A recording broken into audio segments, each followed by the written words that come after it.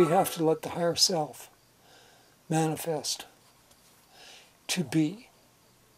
And in a sense, when we call that forth, it in a sense means the death or completion. It actually means the completion of the lower self. But to the lower self, it means the death. The lower self no longer has an existence when we make our ascension. So we're no longer serving the lower self. We can't make an ascension serving the lower self. It just can't be done. We have to be serving the higher self at least 51% to make the ascension. And then hopefully we're transmuting the rest of it at the higher dimension before that actual ascension occurs.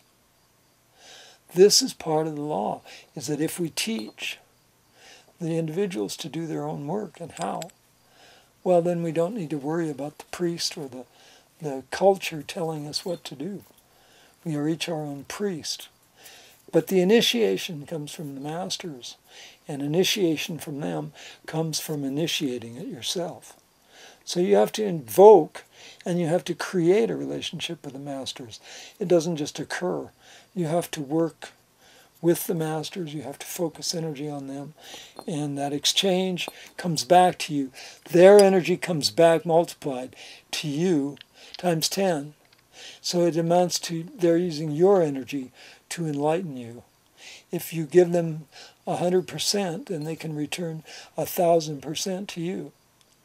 But they need the 100% to work on. If you're giving them 2%, then they give you 200%. It's not enough to give them 2%. So that doesn't multiply you. So if you're giving them 51% or more, then you begin to multiply. If you're giving them less than 51%, then you're choosing not to be. If that's the case, I mean, it's a choice. And it's a choice any one of us can make. But not to be is ultimately going to end up, as you can see from one of the dictations, there will be no choice after a certain point.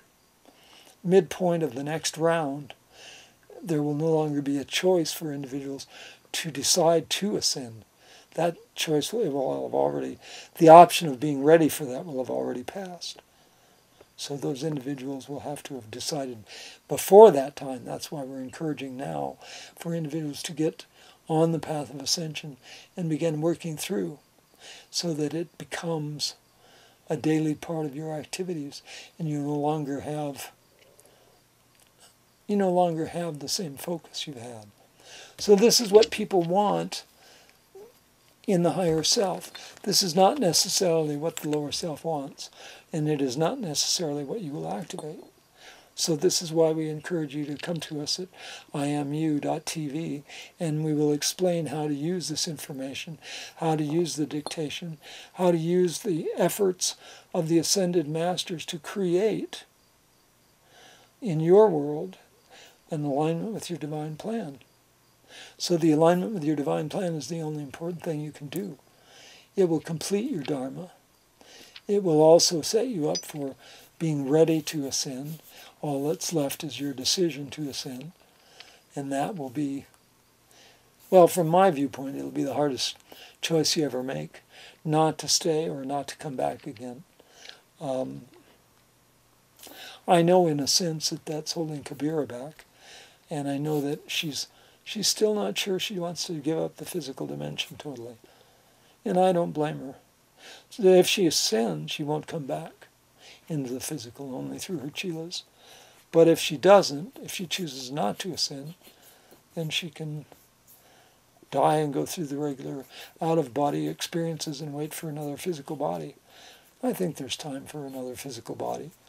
My feeling about the timetable, and I said many times, the masters will not place a timetable on the cataclysm or the changing of the root races or the moving to South America. I don't get any timetable on that at all, and they will not say. But my suggestion is that we went into the Aquarian age in 54, going into 55, and this was the beginning of the era of the 2,000 years for Saint Germain, which is the last age or the seventh age. And I personally believe that humanity will have been ready to ascend by that time. The ones who are going will be ready to ascend at that time, and the rest will move on. And the earth will shift into a higher plane. That's my sense of it.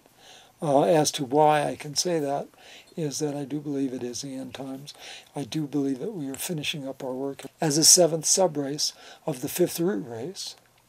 We're completing that action, and we are now ready to go into the 6th root race as the dominant race, which explains our interest in South America at this time and a lot of the focus on the Mayans, or the 2012.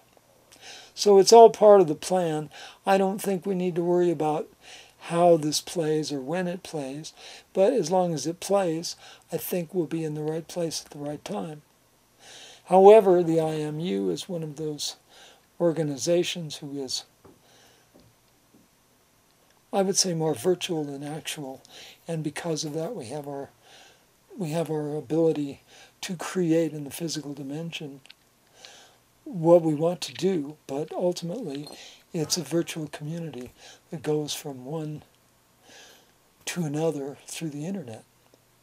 So that is the way we will do it, and I am Lee Poe. I thank you for joining us tonight, and this is the IMU.TV signing out.